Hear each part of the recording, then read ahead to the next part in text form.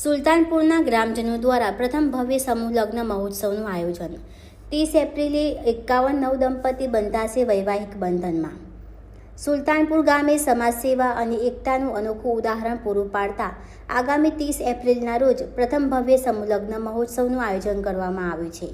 ગામના આંગણે યોજાનાર આ ઐતિહાસિક મહોત્સવને સફળ બનાવવા માટે ગામના લોકો, વડીલો અને નવયુવાનો દ્વારા ઉત્સાહભેર તૈયારીઓ શરૂ કરવામાં આવી રહી છે. તાજેતરમાં યોજાયેલી અગત્યની બેઠકમાં કાર્યક્રમની સંપૂર્ણ રૂપરેખા તૈયાર કરવામાં આવી હતી. સમૂહ લગ્ન દરમિયાન વ્યવસ્થા જળવાઈ રહે તે માટે ગામના વડીલો, યુવાનો અને આગેવાનોને અલગ અલગ વિભાગોની જવાબદારી સોંપવામાં આવી છે. આ ભવ્ય મહોત્સવમાં 51 વરકન્યાઓ પ્રભુતામાં પગલાં પાડશે, જેને લઈને ગામમાં આનંદ અને ઉત્સાહનો માહોલ જોવા મળી રહ્યો છે. ચોરીખંડમાં સુખ શાંતિ જળવાઈ રહે તે માટે વિશેષ આયોજન પણ કરવામાં આવ્યું છે.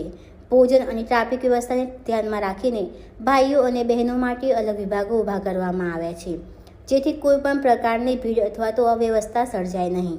આ પ્રસંગે સમાજમાં સકારાત્મક સંદેશ આપવા માટે દારૂ, જુગાર અને અન્ય તમામ વ્યસનો ઉપર સખત પ્રતિબંધ મૂકવામાં આવ્યો છે. સમિતિએ સ્પષ્ટ શબ્દોમાં જણાવ્યું છે કે કોઈ પણ ગ્રામજન કે મહેમાન વ્યસન સાથે ઝડપાશે તો તે સહન કરવામાં નહીં આવે. ખાસ વાત એ કે આ 51 કન્યાઓ પાસેથી કોઈ પણ પ્રકારનો ખર્ચ લીધા વગર સંપૂર્ણ નિઃશુલ્ક કન્યાદાનનું આયોજન કરવામાં આવ્યું છે. સુલતાનપુરના નવયુવાનો સેવા યજ્ઞમાં ખભે ખભો મિલાવીને સેવા આપી રહ્યા છે, જે ગામની એકતા અને સમાજ પ્રત્યેની સમર્પણ ભાવનાનું ઉત્તમ ઉદાહરણ છે.